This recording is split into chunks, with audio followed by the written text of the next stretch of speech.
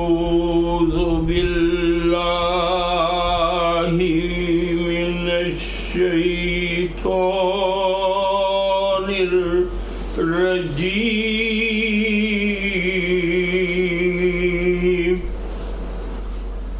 بسم الله الرحمن الرحيم.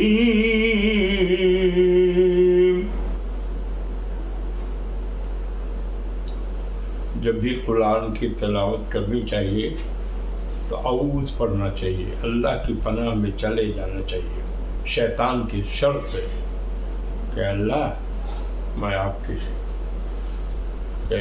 حفاظت میں، میں آپ کی پناہ میں آتا ہوں، اور جو شیطان کی شر سے قبول کر دیجیے. اور جب بھی کوئی کام کرنا چاہیے تو بسم اللہ الرحمن الرحیم کرنا چاہیے، اللہ کے نام سے شروع، جو نہایت مہربان بڑا رحم کرنے والا ہے. اس لیے وہ شروع کرنا چاہیے. اللہ کی رحمت ہوتی ہے، برکت ہوتی ہے، اس لیے بسم اللہ الرحمن الرحیم قرآن کی تلاوت کرنے سے پہلے ان دونوں کو پڑھنا چاہیے. آج ہم لوگ سورہ ممتحنہ کی دوسری رکوع کا مطالعہ کریں گے اور اس کا ترجمہ و تفسیر جانیں گے. اللہ کے فضل سے آج موقع ملا ہے. وَصَلَّى اللَّهُ أَن يَجْعَلَ بَيْنَكُمْ وَبَيْنَ الَّذِينَ عَادَيْتُمْ مِنْهُمْ مَوَدَّةً وَاللَّهُ قَدِيرٌ وَاللَّهُ غَفُورٌ رَحِيمٌ. لَا يَنْهَاكُمُ اللَّهُ عَنِ الَّذِينَ لَمْ يُقَاتِلُوكُمْ فِي الدِّينِ وَلَمْ يُخْرِجُكُمْ مِنْ دِيَارِكُمْ أَنْ تَبَرُّوهُمْ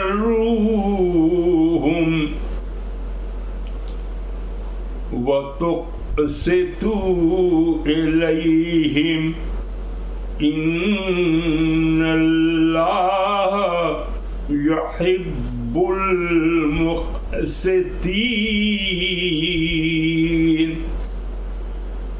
إِنَّمَا يَنْهَاكُمُ اللَّهُ عَنِ الَّذِينَ قَاتَلُوكُمْ فِي الدِّينِ وَأَخْرَجُوكُمْ مِنْ دِيَارِكُمْ وَظَهَرُوا عَلَى إِخْرَاجِكُمْ أَن تَوَلَّوْهُمْ وَمَنْ يَتَوَلَّهُمْ أُولَئِكَ هُمُ الظَّالِمُونَ.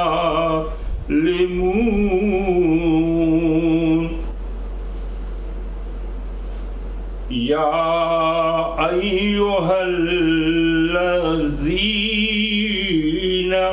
آمَنُوا إِذَا جَاءَكُمُ الْمُؤْمِنَاتُ مُهَاجِرَاتٍ فَامْتَحِنُوهُنَّ اللَّهُ عَالِمٌ بِإِيمَانِهِنَّ فَإِنْ عَلِمْتُمُوهُنَّ مُؤْمِنَاتٍ فَلَا تَرْجِعُوهُنَّ إِلَى الْكُفَّارِ لَا هُنَّ حِلٌّ لَهُمْ وَلَا هُمْ يَحِلُّونَ لهن وآتوهم ما أنفقوا ولا جناح عليكم أن تنكحوهن إذا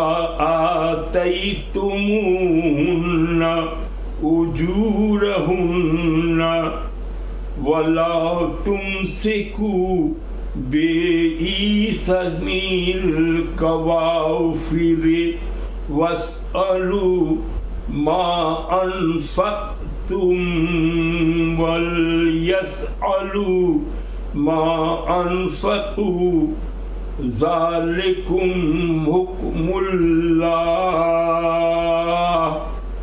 يحكم بينكم والله عليم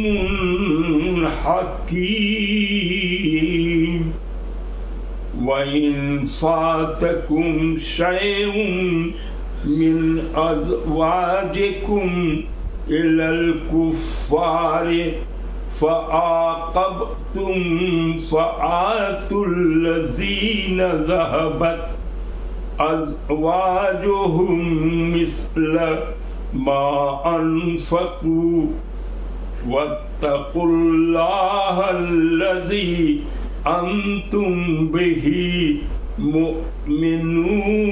مؤمنون يا أيها النبي إذا جاءك المؤمنات يبايعنك على أن لا يشركن بالله شيئا ولا يسرقن ولا يزنين ولا يقتلن أولادهن ولا يأتين ببهتان يفترينه بين أيديهن وأرجلهن ولا يأسينك في معروف فبايعوهن واستغفر لهن الله إن الله غفور رحيم يا أيها الذين آمنوا لا تتولوا قوما غضب الله عليهم قد يئسوا من الآخرة كما يئس الكفار من أصحاب القبور.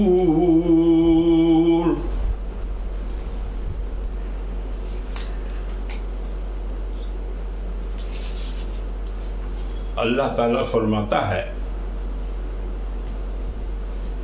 عسا من قریب ہے، ان قریب امید ہے، عسا اللہ کہ اللہ ان یجعل بینکم تمہارے درمیان، بینکم تمہارے درمیان وہ کر دے، یجعل وہ کر دے، وہ بین الذین عادیتم ان لوگوں کے درمیان دوستی کر دے جن سے تم عداوت رکھتے ہو، منہم مودۃ رکھتے ہو، اور اللہ قدرت رکھنے، واللہ قدیر، اور اللہ قدرت رکھنے والا ہے، اور اللہ غفور الرحیم ہے۔ اس سے پہلی والی آیت میں تھا کہ جو دشمن ہے، اللہ کے جو دشمن ہے، دین کا جو دشمن ہے، تم اس سے دوستی مت کرو۔ اب کفار جو قریش کے کفار اور مشرک تھے، انہوں نے مسلمانوں کا جینا دوبھر کر دیا تھا، اور مدینے میں رہنا مشکل ہو گیا تھا. اللہ کے حکم سے جو مسلمان ہو گئے تھے وہ سب دھیرے دھیرے کر کے مدینہ منورہ میں جمع ہو گئے تھے، اور بعد میں رسول اللہ صلی اللہ علیہ وسلم بھی وہ سب لوگ چلے آئے یہاں مدینہ منورہ. اور یہاں مدینہ منورہ میں یہاں اسلامی حکومت بن رہی تھی، اور شریعت کے مطابق زندگی گزارنے کا طریقہ دھیرے دھیرے دھیرے وہ سب آ رہا تھا، اور وہی نازل ہو رہی تھی، قرآن مرتب ہو رہا تھا. یہاں واقعہ ہم لوگوں نے سورہ ممتحنہ ہے، ممتحنہ ہے امتحان لینے والی. امتحان کس کا لیا جائے؟ تو اب وہاں سے یہاں تو چلے آئے تھے لوگ، لیکن سب لوگ نہیں آئے تھے. سب کے بیوی بال بچے، کسی کا کوئی کسی کا کوئی مکے ہی میں رہ گیا، نہیں جا سکا وہاں. اور ادھر ایک معاہدہ ہوا صلح حدیبیہ میں. یہ معاہدہ لوگوں نے کہا کہ گر کے کیا. اس میں ایک پوائنٹ تھا، اس میں ایک نقطہ یہ تھا کہ مکہ سے جو لوگ بھی بھاگ کے جائے گا مدینہ منورہ، رسول اللہ اس کو پھر مکہ واپس بھیج دیں گے. اگر وہاں کا کوئی آدمی بھاگ کے چلا جائے گا مکہ میں، تو مکہ والے اس کو واپس نہیں کریں گے. اور یہ جو نقطہ تھا، اس پر سب لوگ ناراض ہو گئے کہ بھائی اتنا گر کے کہ اس کا آدمی آئے گا تو ہم بھیج دیں گے، ہمارا آدمی وہاں چلا جائے گا تو اس کو واپس ہی نہیں کرے گا. یہ تھا کہ بہت گر کے کیا، لیکن اس میں مصلحت تھی. اللہ کے رسول جانتے تھے 10 سال کا معاہدہ ہوا تھا کہ اسی میں جو ہے اسلام اور دین پھیلانے کا موقع ملے گا، لوگ کریں گے، اور حق جو بات ہے وہ تو چھا کے رہے گی. یہ نظریہ تھا. تو خوب مدینہ منورہ صلح حدیبیہ کے بعد لوگ مدینہ منورہ آئے. تو یہ سورہ جو نازل ہوئی ہے یہ فتح مکہ سے پہلے نازل ہوئی. اب مدینہ منورہ میں تو اس میں آگے تھا کہ جو تمہارے دشمن ہیں ان سے دوستی تم مت کرو. جو دین کا دشمن ہے، اللہ کا دشمن ہے، شریعت کا دشمن ہے، رسول کا دشمن ہے، مسلمانوں کا دشمن ہے، اس کے ساتھ تم دوستی نہ کرو. تو کفار مکہ وہ جو لوگ بتوں کی پوجا کرتے تھے، وہ اللہ کو چھوڑ کے غیر اللہ کی عبادت کرتے تھے، اور شرک بھی کرتے تھے کہ اللہ کی صفات میں ذات میں شریک بناتے تھے. تو ان لوگ یہ دونوں جو ہے، جو بھی کافر ہے یا مشرک ہے، یہ سب جہنمی ہے. اب ان سے دوستی کرنے کا ہوا کہ تم سے لڑائی جھگڑا کرتے ہیں، تم ان سے دوستی نہیں کرو. لیکن ہوا کیا تھا کہ باپ مسلمان ہو گیا تھا اور بیٹا کافر تھا. بیٹا ادھر تھا، کسی کا بیٹا ادھر آ گیا تو باپ ادھر تھا. اور اس سے دہائی برادری میں اسی طرح سے بہت سے خاندان جو ہے، کچھ مسلمان ہوئے تھے اور کچھ کفر کی حالت میں تھے. اب یہ لوگ چاہتے تھے کہ اپنے رشتہ داروں سے ہم ملے جلے. یہ بھی بڑی پریشانی تھی کہ رشتہ دار کو چھوڑ دیا اور اس کے بارے میں سوچے نہیں. تو اس میں یہ آیت اتری کہ ہو سکتا ہے کہ اللہ تعالیٰ کوئی ایسا راستہ پیدا کر دے. امید ہے کہ تم جو بے چین ہو اپنے رشتہ داروں سے ملنے کے لیے، تو وہ رشتہ دار سے ملنا جلنا ہو جائے. ہو سکتا ہے کہ اللہ تعالیٰ ایسے حالات پیدا کر دیں کہ تم ابھی جس سے دشمنی کیے ہوئے ہو وہ دوست بن جائے، مانے وہ اسلام قبول کر لے، بیعت کر لے، اور اللہ کی حکومت وہاں قائم ہو جائے، مسلمانوں کی حکومت قائم ہو جائے، اور وہ لوگ جو کفر پر ہیں وہ اسلام پر آ جائیں. تب تمہاری دوستی اور آسان ہو جائے گی. اب اس بات کی کوئی امید نہیں تھی، لیکن اللہ تعالیٰ سب کچھ جانتا ہے کہ ایسا ہو سکتا ہے کہ وہاں تم، چونکہ اللہ کے پاس قدرت ہے، وہ کچھ بھی کر سکتا ہے. ساری قدرت اللہ کے پاس ہے. اور اللہ کیا ہے؟ غفور الرحیم ہے، وہی بخشنے والا ہے اور وہی مہربان بھی ہے. اس سے بڑا رحیم و کریم کوئی ہے نہیں. تو سب کچھ پاور اللہ ہے. تو اللہ فرما رہا ہے کہ ہو سکتا ہے ایسا امید رکھو، ان قریب ایسا ہو سکتا ہے کہ جن لوگوں سے تمہاری دشمنی ہے وہ دوستی میں بدل جائے اور وہ لوگ اسلام قبول کر لیں، بیعت کر لیں. یہ ایسا ہو سکتا ہے. حالانکہ اس وقت کچھ پتہ نہیں چلتا تھا کہ ایسا ہوگا، لیکن یہ پیشن گوئی اللہ کی طرف سے رسول اللہ نے سنا دیا ان لوگوں کہ ایسا ہوا. اور اس کے کچھ ہی دنوں کے بعد جو ہے سو فتح مکہ ہو گئے. مکہ پر فتح کرنا چاہتے تھے، فتح ہو گیا، اور وہاں جو درجہ لوگ جو ہے وہ آنے لگے اور پھر اسلام کا بول بالا بڑھا. تو یہاں ہو رہا ہے کہ تم گھبراؤ مت، ایک ایسا موقع امید کرو کہ ایسا دن بھی آ سکتا ہے جب ایسے حالات پیدا ہو جائیں کہ جن سے تمہاری دشمنی ہے وہ لوگ ہی بدل جائے اور اسلام لے آئے اور مسلمانوں کی فتح ہو جائے. یہ سب ایسے ہی ہے کہ بول دیا سب لوگوں کے پاس. رسول اللہ صلی اللہ علیہ وسلم کو جو وحی نازل ہوتی تھی وہ سناتے تھے، وہ سب کو بتاتے تھے. اور پھر رسول اللہ صلی اللہ علیہ وسلم جھوٹ نہیں بول سکتے، اللہ جھوٹ نہیں بول سکتا. اور جو پیشن گوئی ہے تو جو سچے مسلمان ہیں ان کو یقین ہے کہ جو رسول اللہ کہتے ہیں یا جو اللہ کہتا ہے وہ سچ ہے. یہ اللہ کی بات جھوٹی نہیں ہو سکتی ہے. تو کچھ دن میں ہوا کہ وہ ایسا ہو گیا. اور پھر دوسری اب یہاں سوال ہوتا ہے کہ اللہ کے پاس اب ان لوگوں کو یقین دلانے کے لیے کہا گیا ہے اللہ قدرت والا ہے، سارا سب پاور تو انہی کو ہے، اس لیے وہ کچھ بھی کر سکتا ہے، وہ سب کچھ کر سکتا ہے کیونکہ ساری قدرت اس کے ہاتھ میں. اور پھر تمہارا جو گناہ ہے اس کو بخشنے والا صرف اللہ ہے، اللہ ہی بخش سکتا ہے، بخش دے. اور پھر تم پر رحم بھی اللہ ہی کر سکتا ہے، وہ بہت بڑا رحیم و کریم ہے، مہربان ہے. تو یہ رسول اللہ صلی اللہ علیہ وسلم نے ان لوگوں کو بتایا. اور اس کے بعد آگے ہو رہا ہے کہ بتایا گیا کہ لا ینہاکم اللہ عن الذین لم یقاتلوکم فی الدین ولم یخرجکم من دیارکم ان تبرؤوہم وتقسطوا الیہم ان اللہ یحب المقسطین. یہاں اللہ فرماتا ہے کہ اللہ تمہیں نہیں منع کرتا ہے ان لوگوں سے جو دین کے بارے میں ان الذین لم یقاتلکم تم سے نہیں لڑے. مانے تم کو سب لوگ تو تم سے لڑائی نہیں کیا، لیکن جو لوگ لڑائی کیا ان کو چھوڑ دو. جن لوگوں نے تم کو لڑائی نہیں کیا اور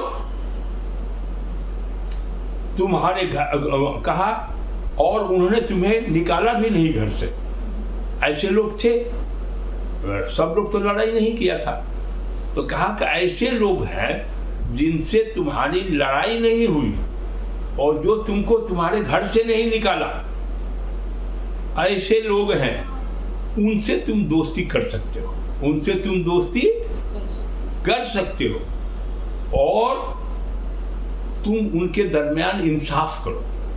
مانے دوستی کرنے کا، حسن سلوک کرنے کا، انصاف کرنے کا اللہ نے حکم دیا. اب ہے وہ غیر مسلم لیکن اس نے لڑائی جھگڑا نہیں کیا، نہ ستایا، تو ایسا جو لوگ ہے اس کے ساتھ تم دوستی رکھ سکتے ہو، اس کے ساتھ انصاف کا معاملہ کر سکتے ہو. اب جو انصاف کرنے کا حکم دیا ان تبرؤوہم وتقسطوا، مانے تم انصاف کرو، تقسطوا مانے انصاف کرو الیہم ان سے. تو ان لوگوں کو چھانٹ دیا کہ جو لوگ جھگڑا کیا تھا اس کو چھوڑ کے اور جو تم کو گھر سے نکالا تھا اس کو چھوڑ کے آگے آئی تھی، ان سے دوستی کرنے میں کوئی حرج نہیں ہے. ان اللہ یحب المقسطین، اللہ کو دوستی کرنے والے کو، انصاف کرنے والے کو پسند کرتا ہے. اللہ جو ہے محبوب رکھتا ہے ایسے لوگوں کو جو انصاف کرتے ہیں. اسلام کی بنیادی ہے انصاف پر، حسن سلوک پر، محبت پر، نفرت پر بنیاد نہیں ہے اسلام کی. تو ہوا کہ ان تبرؤوہم وتقسطوا، تم ان سے دوستی بھی کرو، محبت بھی کرو اور ان کے ساتھ انصاف بھی کرو. اس سے اللہ تعالیٰ جو ہے انصاف کرنے والوں کو بہت محبوب رکھتا ہے، پسند کرتا ہے. اللہ تعالیٰ کس سے روکتا ہے؟ انما ینہاکمُ اس کے سوا نہیں، ینہاکم تمہیں منع کرتا ہے، اللہ تعالیٰ روکتا ہے تم کو کس چیز سے؟ ان الذین قاتلوکم، جس نے تم سے لڑائی کیا، جس سے تمہاری لڑائی ہوئی، تو تم ان سے دوستی نہیں کرنے کا ہے. وہی آ رہا ہے آگے، قاتلوکم فی الدین، دین کے معاملے میں تم سے جو لڑائی کیا اور انہوں نے تمہیں تمہارے گھروں سے نکالا، وہاں سے ہجرت کرنی پڑی، مجبور کر دیا کہ تم گھر سے نکلو، سب نکل کے بھاگے، سب نکلا، اور تمہارے نکالنے میں جو لوگ اس کو مدد کیا، ایسے لوگوں سے بھی تم جو ہے دوستی نہیں کرو. اللہ روکتا ہے تم کو، تم ان سے دوستی کرو جو ان سے دوستی کا تو وہی. اب اگر تم اس سے دوستی کر لو گے، اللہ کہتا ہے کہ نہیں دوستی کرو، اور تم اگر دوستی کر لو گے تو تم ہی ظالم ہوگے. گنہگار کون ہوگا؟ جو ان لوگوں سے دوستی کر لے گا. تو دو طرح کے لوگ تھے، اللہ نے ایسا بتا دیا. اب اس میں اللہ تعالیٰ نے اس کی تشریح میں بہت سی بات آئی ہے کہ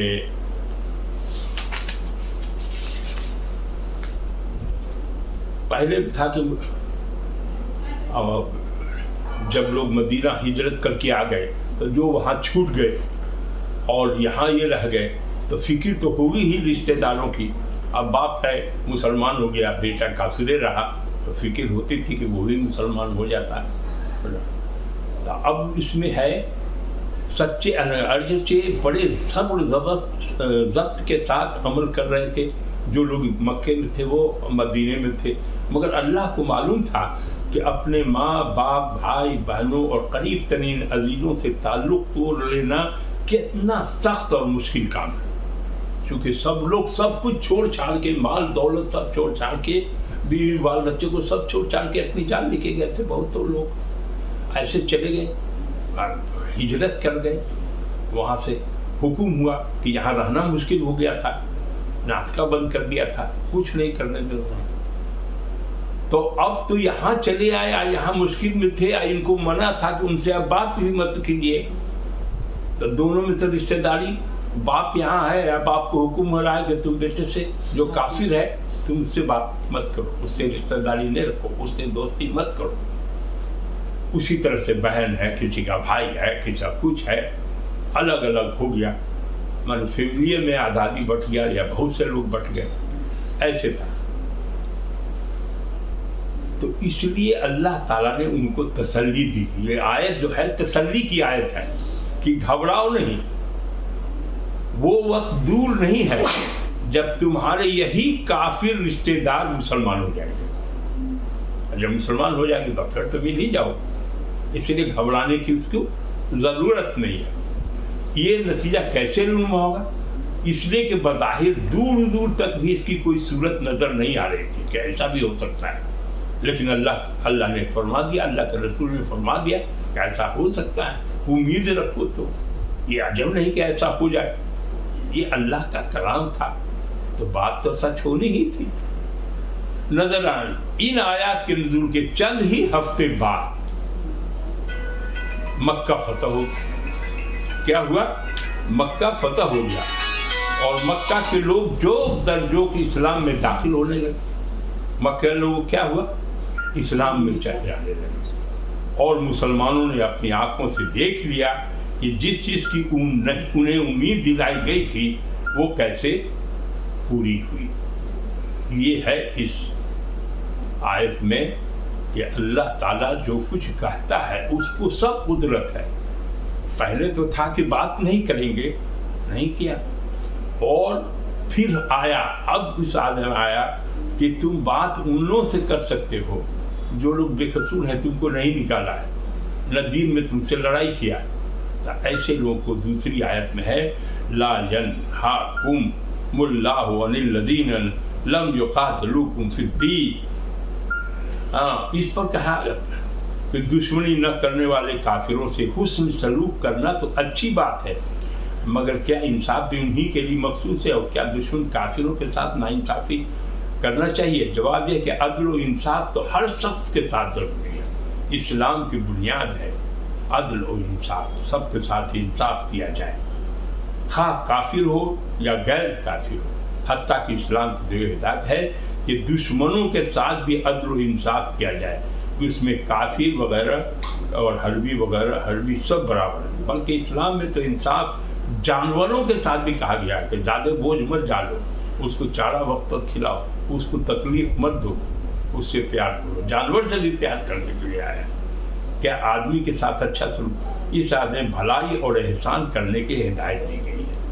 اب وہ مسلمانوں کو کہا گیا کہ ہر آدمی کے ساتھ بھلائی اور احسان کرنا چاہیے جس نے تم سے لڑائی نہیں کیا ہے، جس نے تم سے لڑائی نہیں کیا ہے، جو تم کو گھر سے نہیں نکالا ہے، ایسا جو لوگ ہے تو اس سے کرنا چاہیے۔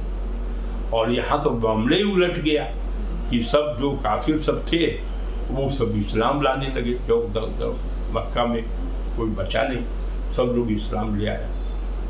تو یہ 2 آیت آئی ہے، اس میں اس کی تشریح ہے۔ دوسرا ہے انما بینہم الذین قتلوکم فی الدین، میں یہ بتایا گیا ہے کہ اس کی اصل وجہ کہ کافر بلکہ اسلام اور اسلام سے ان کی عداوت اور ان کی ظالمانہ روش ہے، لہذا مسلمانوں کو دشمن کافر اور غیر دشمن کافر میں فرق کرنا چاہیے، ان کافروں کے ساتھ احسان سلوک کا معاملہ کرنا چاہیے جنہوں نے لڑائی نہیں کیا، جھگڑا نہیں کیا، جو بے قصور ہے، اور جنہوں نے کبھی ان کے ساتھ برائی نہیں کیا، اس کی بہترین تشریح وہ واقعہ ہے۔ اب ایک واقعہ گزر گیا، وہاں سے ہوا تھا کہ مکہ سے جو آوے گا وہ لوٹا دیا جائے گا، کوئی آدمی اگر آ گیا، اور مدینہ منورہ سے اگر کوئی مکہ جائے گا تو وہ نہیں لوٹائے گا، تو بڑا ظلم تھا۔ تو اس میں یہ آدمی کے بارے میں تھا، عورت کا کوئی تذکرہ نہیں تھا اس میں۔ اب اس میں سے ایک واقعہ گزر گیا کہ کئی واقعہ آیا ہے کہ وہاں سے عورتیں ہجرت کر کے آنے لگی۔ اس میں سے ایک عورت ہے جس کا نام ہے حضرت ابو بکر صدیق رضی اللہ، مسلمان ہو گئے تھے زمانے جاہلیت میں۔ ان کی بیوی کا نام تھا ان کی قتیلہ نام تھا، ان کی بیوی کا نام کیا تھا؟ قتیلہ۔ یہ کافر تھی اس وقت میں، زمانے جاہلیت میں تو کافر میں شادی ہو رہی تھی، بعد میں اسلام آیا، اور اسلام جب ہوا تو کافر کیسے رہ سکتا ہے؟ اب ایک بیوی اپنے مسلمان، اب بیوی کافر، تو انہوں نے اس بیوی کو بات ہوا ہوگا طلاق دے دیا تھا، لیکن ان سے ایک اولاد تھی، اولاد کا نام تھا حضرت اسماء رضی اللہ تعالیٰ، بڑی صحابیہ ہیں، یہ بھی مسلمان ہو گئی تھی۔ تو ماں تو چلی گئی، لیکن پھر اس کی ماں جو ہے جس کا نام تھا قتیلہ، جو حضرت ابو بکر صدیق رضی اللہ تعالیٰ کی بیٹی تھی، لیکن زمانے جاہلیت میں انہوں نے طلاق دے دیا تھا کیونکہ وہ کافر رہ گئے۔ تو کافر کے ساتھ اب وہ آ گئی یہاں، اور یہاں آ گئی تو حضرت یہ جو ابو بکر رضی اللہ کی بیٹی تھی حضرت اسماء، جنہوں نے غار حرا میں بھی پڑا، وہاں کھانا پہنچانے میں جب ہجرت کیا تھا بہت رول ادا کیا تھا، بہت درجہ ہے ان کا۔ یہ سب مسلمان تھی، اور اس کی ماں جو تھی وہ جو کافر ہو گئی تھی، تو کافر تھی ہی، جب وہ جو آئی تو دروازہ بند کر لیا، کہا کہ نہیں تم کافر ہو، ہمارے گھر میں نہیں آ سکتی ہو، اور بیٹھنے کے لیے بھی نہیں کہا۔ اور وہ وہاں سے گھی یا کچھ سامان بیٹی کے لیے لے کے آئی تھی۔ اب یہ گئی رسول اللہ صلی اللہ علیہ وسلم سے پوچھوایا کئی طرح کی بات ہے کہ ہماری ماں کافر ہے، ہم کیا کریں اس کے ساتھ؟ تو کہا کہ صلہ رحمی کرو، آخر تمہاری کافر ہے تو اس سے کیا ہے، ماں تو ہے۔ تو فتح ہے لے کے مانے حسن اخلاق، اسلام جو ہے تو کسی کے ساتھ بھی، اب یہاں ہے کہ دین کے معاملے میں تفریق تھی، تو اب یہ ان کو حکم ہوا کہ آپ جو ہے تو فتح لے لیں، ہاں، اور اپنی ماں سے یہ صلہ رحمی کریں۔ آپ نے فرمایا ان سے صلہ رحمی کرنے کی اجازت ہے۔ یہ مسند احمد میں ہے، بخاری شریف میں ہے اور مسلم شریف ہے۔ اس سے خود بخود یہ نتیجہ نکلتا ہے کہ ایک مسلمان کے لیے اپنے کافر ماں باپ کی خدمت کرنا، بھائی بہنوں اور رشتہ داروں کی مدد کرنا جائز ہے، جبکہ وہ دشمن اسلام مانے لڑائی نہیں کیا ہو، گھر سے نکالا نہیں ہو، وہ دشمنی نہیں کیا ہو، تب یہ احکام القرآن ہے اور روح المعانی میں یہ دیا ہوا ہے، اور یہ مسند احمد اور بخاری اور مسلم شریف سے لیا ہوا ہے۔ اب دوسری آیت سے پہلے یہ دونوں بات سمجھ میں آئی کہ دو طرح کے لوگ ہیں۔ اس کے بعد ہے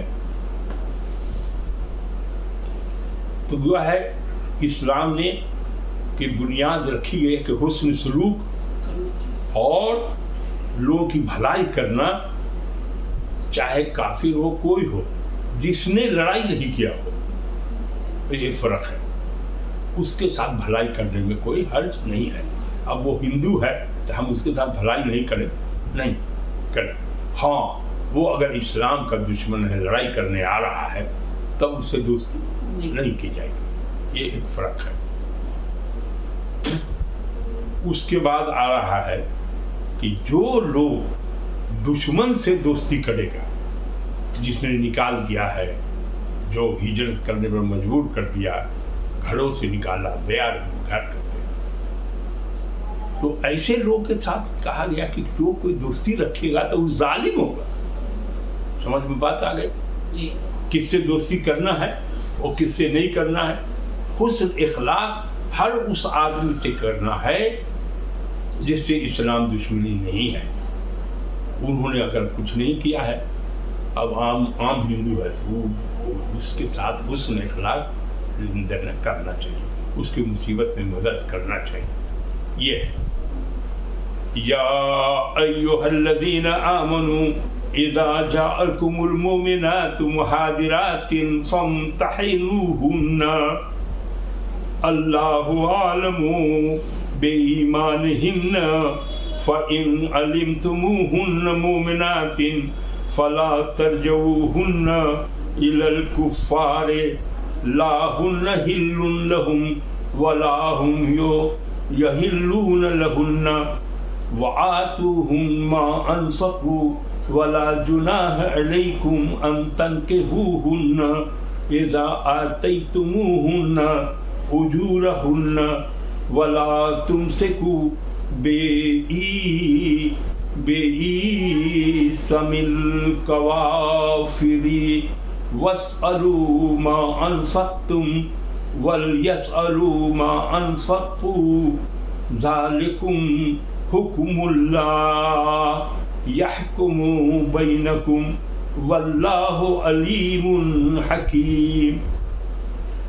اب یہ اللہ کا حکم ہو رہا ہے کہ اے ایمان والو، یا جو الذین آمنوا، اے ایمان والو، یا وہ لوگ جو ایمان لائے ہو، اذا جاءکم، جب تمہارے پاس آئیں، مومن عورتیں، اب مومن عورتیں اگر مہاجر عورتیں، مومنات و مہاجر، مانے مہاجر عورتیں جو بھی مومن مہاجر کرتے ہیں جو ہجرت کر کے آئے، اس کو مہاجر کرتے ہیں، اور مومن کرتے ہیں جو اسلام کے راستے پر چلنے والا ہو، وہ ہوا مومن۔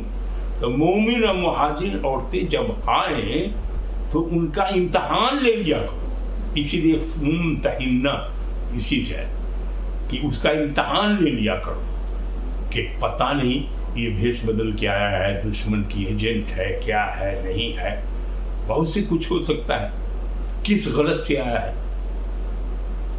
اللہ عالم بے ایمانہن، اللہ تو خود جانتا ہے کہ ان کے ایمان کو، لیکن تم جانچ لو کہ یہ ایمان والی عورت ہے یا پھر بھیڑیا ہے یا کوئی ہے۔ بس اگر تم انہیں جان لو کہ مومن ہے، اگر تم کو یقین ہو جائے کہ یہ مومن ہے، تو تم ان کافروں کی طرف واپس نہ کرو، تو کافروں کو ہمارے مکہ مت بھیجو۔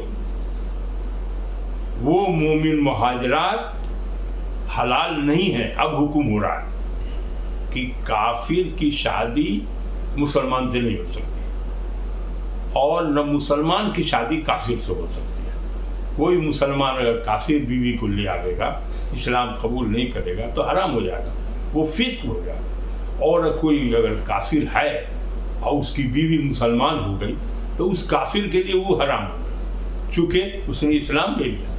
یہ اللہ کا نیا قانون ایک آ گیا، حکم آ گیا کہ صاحب پہلے ہوتا تھا کہ صاحب اس وقت میں کافر اور مسلمان کی شادی ہو جاتی تھی، اس میں ہے اور بھی کئی ہے واقعہ جو ہم پڑھ کے سنائیں گے، ویسا تھا۔ لیکن اس حکم کے آنے کے بعد کہ کوئی مسلمان جو ہے وہ کافر بیوی کو نہیں رکھ سکتا، اور کوئی ہندو مسلمان بیوی کو نہیں رکھ سکتا، دونوں کا نکاح ٹوٹ جائے گا، ختم ہو جائے گا، فسق ہو جائے گا۔ یہ اللہ کا حکم آ گیا۔ اب پہلے تھا کہ صاحب مسلمان کا کافر تک ہو سکتی ہے، شادی ہو سکتی ہے۔ تو مہاجر حلال نہیں ہے ان کافروں کے لیے، اسی لیے تم مت بھیجو کافر کے پاس، کیونکہ یہ مومن ہے۔ جب مومن ہے تو کافر کے پاس نہیں جائے گی، اس کے لیے حرام ہو گیا، حلال نہیں ہے۔ اور تم ان کافر شوہروں کو دے دو جو انہوں نے خرچ کیا۔ اب جو کافر شوہر ہے اس کو کہا جا رہا ہے کہ اس پر جو مہر خرچ کیا ہے، اس مومن عورت پر جو مہر خرچ کیا ہے، وہ خرچہ تم مہر کا کافر کو دے دو، کافر کو دے دو، اور اس عورت سے مانگ لو جو تم مانگ لو جو تم نے خرچ کیا۔ اب دونوں کے لیے حکم ہوا کہ اگر تمہاری بیوی کافر ہے تو تم بڑی شادی ختم ہو گئی، ٹھیک ہے، کافر ہے، تو اب اس کا مہر ہے، تو یہ مہر کون دے گا؟ تو کوئی کافر ہی سے شادی ہوگی اس کی، تو اس کافر سے تم مانگ لو جو تم نے خرچہ کیا ہے۔ اور مومن ہے تو مومن کی اس کی شادی ٹوٹ گئی، اب وہاں جو کافر مومن سے شادی کیے ہوا ہے اس کے رشتے ختم ہو گئے۔ جیسے اس اللہ کا قانون آیا کہ نہیں، کافر جو ہے مومن سے شادی نہیں کر سکتا، اور مومن کافر سے شادی نہیں کر سکتا، یہ قانون بن گیا۔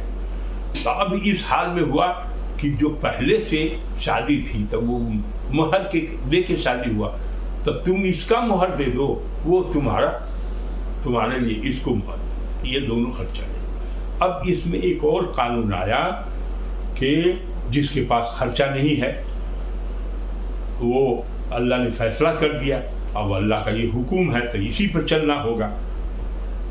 اور کوئی تمہارے ہاتھ سے نکل جائے، کوئی عورت چاہے کہ نہیں ہم خود فارغ میں رہے گی تو وہ چلی جائے، جن کی عورتیں جاتی رہے ان کو جس قدر انہوں نے خرچ کیا ہو وہ تم اس سے مانگ لو جس کافر کے پاس گئی ہے۔ مطلب یہ ہوا کہ جس کا جو مہر ہے وہ اس کو دے دے، یہ قانون ہے۔ تم ایمان رکھتے ہو اگر، یہی اللہ کا سخت حکم آیا، ٹھیک ہے۔ یا ایھا النبی اذا جاءک المؤمنات یبایعن، یہاں پڑھنے کے بعد اس میں کئی واقعات ہیں۔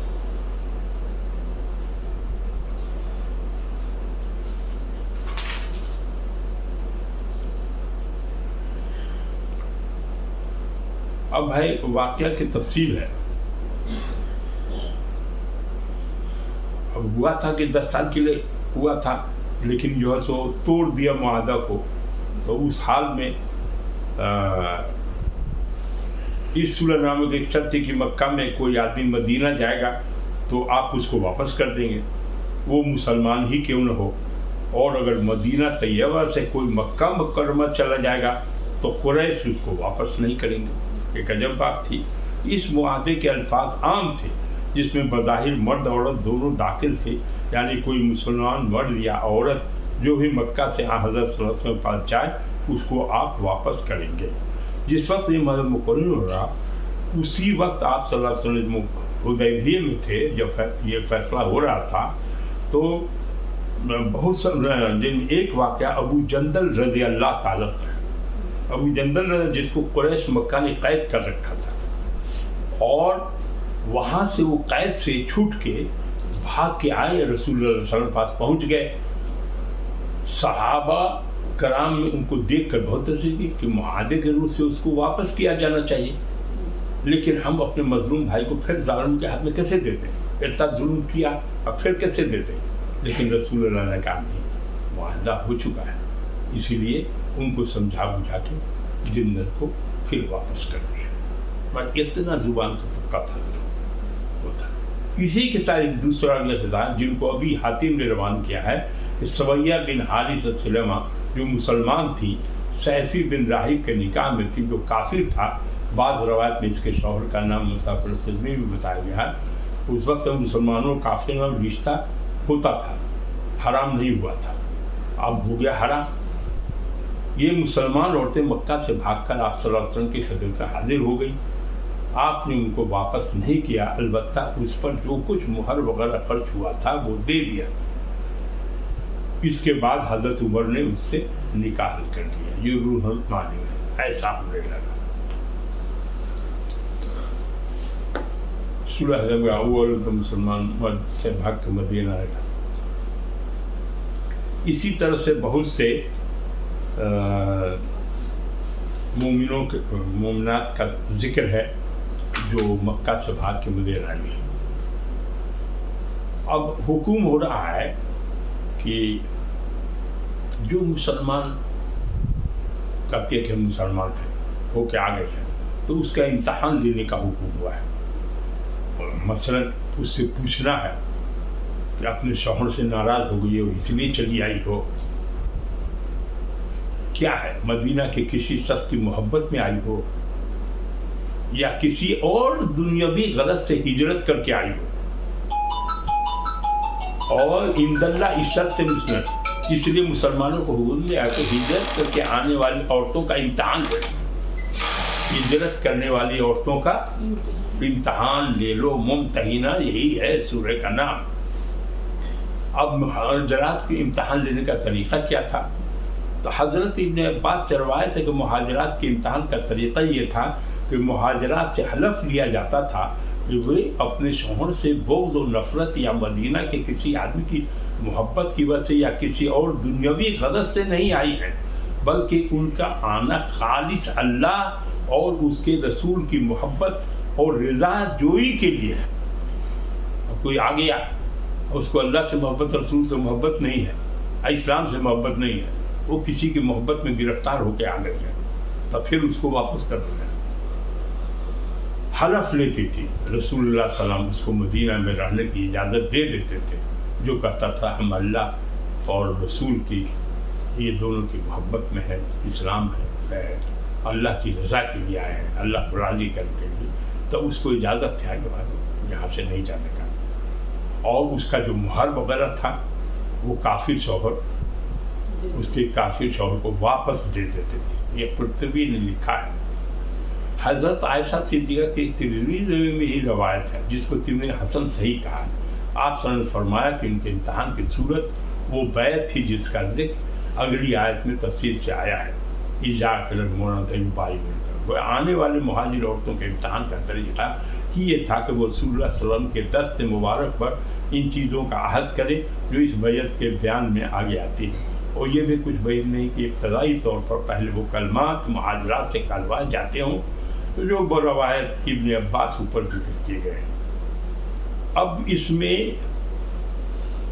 ایک واقعہ ہے کہ اللہ نے کہا کہ کیسے بیعت لیجیے گا. بیعت کرنا، اب اسلام لے آئے تو حکم ابھی بیعت کریے.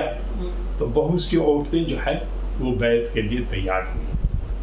تو رسول اللہ نے کسی کا ہاتھ نہیں پکڑا. بیعت زبانی ہوتا تھا. اور اس میں دیا ہے یعنی جب بطرز مذکورہ ان مہاجرات کے ایمان کا امتحان لے کر تم ان کو مومن قرار دے دو تو پھر ان کفار کے وقت سے واپس کرنا جائز نہیں. نہ سے کافر مردوں کے لیے حلال ہے اور نہ کافر شوہر ان کے لیے حلال ہے. اب یہ آ گئی تو ان سے نکاح کوئی مسلمان اپنا وہ جو ہے مہر دے کے کر سکتا ہے. اس کے بعد ہے کہ مسلمانوں کو ہوا کہ بھائی جو مال ان کے شوہرے نے دیا تھا وہ ختم ہو چکا ہوگا، اس کے پاس نہیں ہے تو کیسے واپس ہو. تو بیت المال سے دیا جا سکتا ہے. اور دوسرا ہوتا تھا کہ کبھی لڑائی ہوئی، لڑائی میں جو غنیمت آیا تو اس میں سے جو کافر عورت تھی مسلمان ہو گئی تو کافر شوہر کو اس کا مہر دینا لازمی ہے تو اس کو دیا جاتا تھا. تو اس لیے ہے کہ مل کے بھی دیا جا سکتا ہے اگر نہیں ہے. اب ہے کافر مرد کی بیوی مسلمان ہو جائے تو نکاح ختم ہو جاتا ہے. لیکن دوسرے کسی مسلمان مرد سے اس کا نکاح کس وقت جائز ہوگا؟ اب تو مسئلہ ہے امام ابو حنیفہ رحمۃ اللہ علیہ نے اصل ضابطہ تو یہ ہے کہ جس کافر مرد کی عورت مسلمان ہو جائے تو حاکم اسلام اس کے شوہر کو بلا کر کہے کہ اگر تم بھی مسلمان ہو جاؤ تو نکاح برقرار رہے گا، ورنہ نکاح فسخ ہو جائے گا، ختم ہو جائے گا. اگر وہ اس پر بھی اسلام لانے سے انکار کرے تو ابھی ان دونوں کے درمیان فرقت کی تکمیل ہونی چاہیے، معنی اس کو الگ الگ کر دیا مسلمان مرد سے نکاح کر سکتی ہے.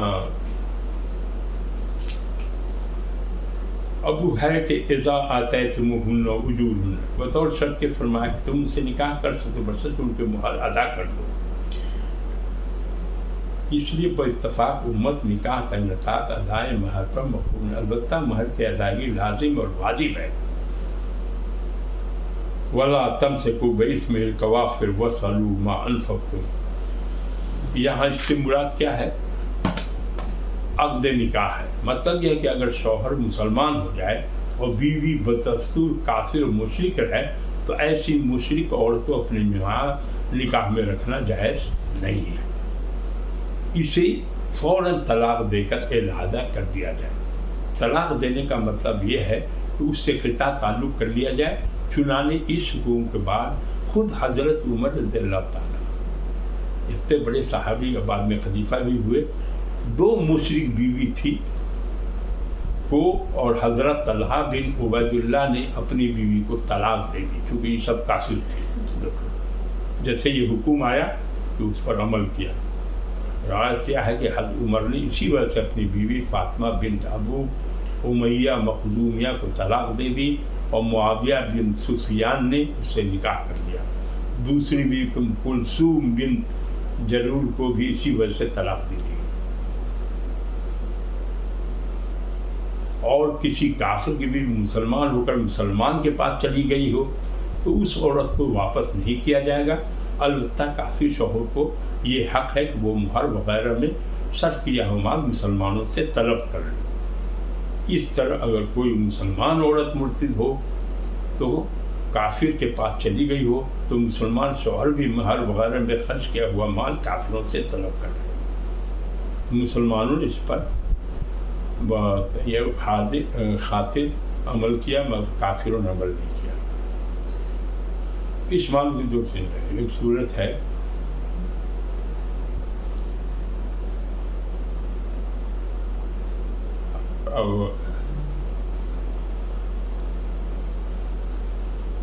اب ہے کہ عورتیں جو آئی ہیں اور جو ہو گیا حکم ہو گیا اللہ کے رسول کو کہ آپ بیعت کر لیجیے، تو بیعت کیسے ہوگا؟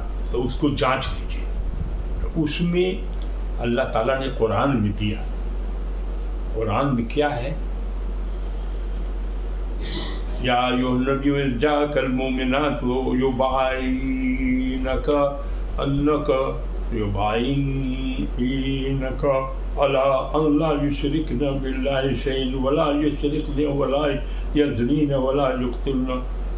مومن عورتوں اس پر بیعت کرنے کے لیے کہ وہ اللہ کے ساتھ کسی کو شریک، پہلی بات یہ ہے کہ اس سے وعدہ لینا ہے کہ اللہ کے ساتھ شریک نہیں کریں گے کسی کو. دوسرا ہے کہ چوری نہیں کریں گے اور نہ زنا کریں گے اور نہ وہ قتل کریں گے. مانے پہلے بچی ہو گئی تو اس کو قتل کر دیا جاتا. ہم نے وہ قبرستان دیکھا ہے جہاں لڑکیوں کو دفن کیا جاتا تھا. لڑکی ہو گئی تو وہ شرمندہ ہو جائے گا معاشرے میں، تو لڑکی کو زندہ دفن کر دیتے تھے. ہم نے اس قبرستان کو جا کے وہاں دیکھا ہے مکہ میں. اور نہ زنا کریں گے نہ قتل کریں گے. قتل کرنے کا بہت سا ہے، اپنی اولاد کو قتل نہیں کرنا ہے. اور نہ بہتان اولاد کی کریں، مانے جو انہوں نے اپنے ہاتھوں اپنے پاؤں کے درمیان باندھا ہو، شوہر کے نطفہ سے ہونے کا دعویٰ کر دیا، ہوا کہیں سے، کہا کہ ہمارا کسی سے ہوا، اپنے پیٹ سے ہوا، پیٹ سے ہوا. تو یہ سب بھی گڑبڑ اس وقت میں کرتی تھیں عورتیں، اتنا پاکیزہ نہیں تھی. تو ان کو کہا گیا کہ یہ سب کرنا، اور نہ آپ کی نافرمانی، رسول اللہ نے جو حکم دیں گے وہ اس کو کریں گی، مانے شریعت کے مطابق چلیں گے. اتنا وعدہ جب سب کر لے انہوں نے تو آپ ان سے بیعت لیں، تب ان سے بیعت لیا جاتا تھا. تو ہوتا تھا کیا کہ نیچے عورتیں جمع رہتی تھی. حضرت عمر فاروق رضی اللہ تعالیٰ رسول اللہ کی اللہ کا یہ فرمان اس کو سناتے تھے، اور سب پر باری باری ہاں ہاں کرتی تھی، اجازت دیتی تھی. جب ہو جاتا تھا تب ان کو رسول اللہ کو آ کے بیان کرتے تھے کہ سب اس پر تیار ہے، شریعت پر چلنے کے لیے تیار ہے ان حکموں کے مطابق. تو کہا آپ ان کو لے لیجیے. تو وہ کہتے تھے کہ تم لوگوں کا بیعت ہو گیا، اسلام میں داخل تم ہوگا. لیکن کسی کا ہاتھ چھوا نہیں ہے آج تک. رسول اللہ نے کسی کا بھی عورتوں کا ہاتھ چھو کے نہیں کہا، وہ زبانی دیا ہے. یہ ہے قرآن روح سے. یا ایھا الذین آمنوا لا تتولوا قوم غضب اللہ علیہم قد یئسوا من الآخرۃ کما یئس الکفار من اصحاب القبور. اے ایمان والو، تم ان لوگوں سے دوستی نہ رکھو جن پر اللہ نے غضب کیا. بہت سے لوگ ہیں جن پر اللہ کا غضب ہوا ہے. غضب ہوا ہے، لوگ کہتے ہیں یہودی کا غضب ہوا ہے. بہت سے لوگ کہتے ہیں جو اللہ کا فرمان نہیں مانا، رسول کی جو شریعت اللہ نے جو بھیجی اور اس شریعت پر نہیں چلی، قرآن سنت نہیں کی، تو وہ لوگ تو بہت سا شرک کیا، بہت سا کچھ کیا. تو اس سے جس سے اللہ ناراض ہے اس سے آپ دوستی کیجیے گا نہیں کر. وہ حکم ہے کہ ان لوگوں سے دوستی نہیں رکھنا، ٹھیک ہے نا. تو آیا کہ یہودی سے ہے کہ نہیں رکھنا دوستی. اور یہ لوگ آخرت سے نا امید ہوئے. اسلام کی بنیاد ہے کہ آخرت پر ایمان، اللہ پر ایمان، اللہ کے رسول پر ایمان، آخرت پر ایمان. اب یہاں مکہ کے کفار اور مشرک کو تھا کہ ان کا ایمان آخرت پر نہیں تھا. وہ کہتے تھے ہم مر جائیں گے، ختم ہو جائیں گے، یہی زندگی ہے، آگے کچھ نہیں ہے. اور اللہ کے رسول کہتے تھے کہ آخرت ہے، قیامت کے دن سور پھونکا جائے گا، سب مردہ زندہ ہو جائے گا. اور وہ لوگ اس کو مذاق اڑاتے تھے کہ ہمارے باپ دادا جو مر گئے وہ کیا زندہ ہو گئے، اور کب آئے گی قیامت، اور تب سب زندہ ہو جائے گا، حشر کے میدان میں جائے گا، اور وہاں حساب کتاب ہوگا، وہاں پوچھا جائے گا اچھا کام کون کیا، غلط کام کون کیا. غلط کام زیادہ جس کا ہوگا وہ جہنم میں جائے گا، اچھا کام کیا اس کو جنت ملے گا. یہ ہے. یہ لوگ اس کا انکار کرتے تھے. تو آخرت کا جو انکار کرنے والا ہے وہ مسلمان نہیں، اس کو ہم ایمان والا نہیں مانیں گے. اسی لیے جو مسلمان ہے اس کو آخرت پر ایمان لانا ہوگا کہ ایسا ہوگا. وہ آخرت سے نا امید ہو جائیں. ان کو آگے ہے کما یئس الکفار من اصحاب القبور. ان لوگوں کو تھا کہ مردوں کی اپنے مردوں سے مایوس ہو گئے، مطلب کہ اب تو مر گیا، ختم ہو گیا، اب کیا دوبارہ زندہ ہوگا، یہ تو امید ہی نہیں تھی ان کو، اور نہ آخرت کو مانتے تھے. اس لیے کہا گیا کہ ایسے لوگوں سے تم دوستی نہیں رکھو. یہ یہاں ختم ہو گیا. شریف پڑھو. اللهم صل على سيدنا مولانا محمد وعلى ال محمد كما صليت على ابراهيم وعلى ال ابراهيم انك حميد مجيد. اللهم بارك على محمد وعلى ال محمد كما باركت على ابراهيم وعلى ال ابراهيم انك حميد مجيد. یا اللہ، ہم لوگوں نے قرآن کی تلاوت کی ہے، اس کا ترجمہ و تفسیر کیا ہے، اس میں جو خامی رہ گئی ہو اپنے فضل و کرم سے معاف کرتے ہوئے اسے قبول کر لیا جائے، اور اس کا جو ثواب ہو سرکار دو عالم صلی اللہ علیہ وسلم ان کے اہل کو، ان کے ازواج کو، ازواج مطہرات کو، ان کو اصحاب کو، ان کے بزرگان دین کو، ائمہ کو، صلحاء کو، مومن کو، مومنات کو، جتنے مجلس میں بیٹھے ہوئے لوگ جو سن رہے ہیں یا جو بھی آگے سنیں گے، سب کو، سب سننے والوں کے لیے اس کو اللہ تعالیٰ اپنے فضل و کرم سے ان کے گناہوں کو بخش دے، ان کی ترقی دے دے، جو اللہ جنت الفردوس میں ان کو دے دے، جو لوگ بیمار ہیں ان کو اچھا کر دے. اللہ جن کے پاس علم نہیں ہے ان کو قرآن کا علم دے. اے اللہ، قرآن گھر گھر پڑھی جائے اور وہاں گھر سے قرآن کی آواز آئے. یہ اللہ گانے کی آواز نہ آئے. اے اللہ، جن کو قرآن کی تعلیم ابھی تک نہیں ہوئی ہے، اللہ ان کو توفیق دے، وہ اللہ کا کلام پڑھیں، اس کو سمجھیں اور اس کے مطابق اس پر عمل کریں. اے اللہ ہر آدمی کو اس سے توفیق دے. اللہ نماز قائم کرنے والا بن دے. اللہ سب سے پہلے نماز کی کوشش ہو.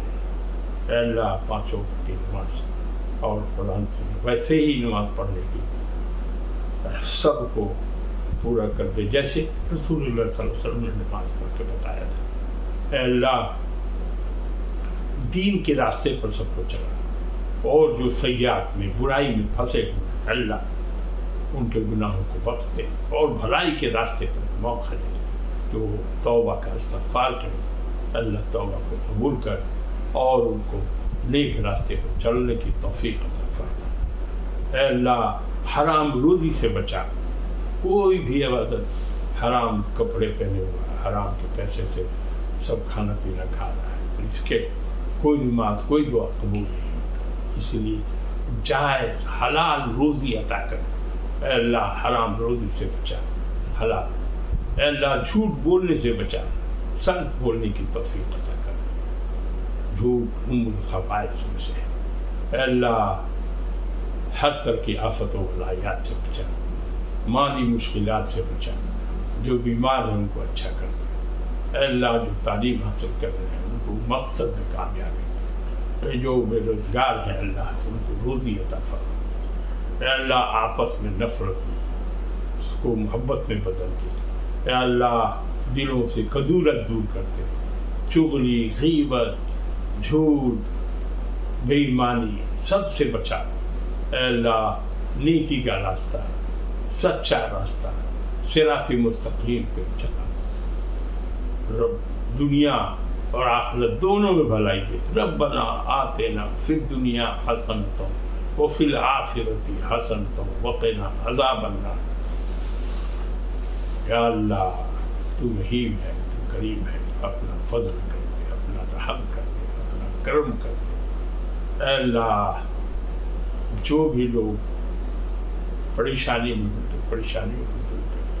تو ہی کرنے والا ہے، تیرے سوا کوئی معلوم نہیں. ہر طرح کی قدرت تیرے پاس ہے، تو رحیم بھی ہے. سبحان ربک رب العزت عما یصفون وسلام علی المرسلین والحمد للہ رب العالمین. حق لا الہ الا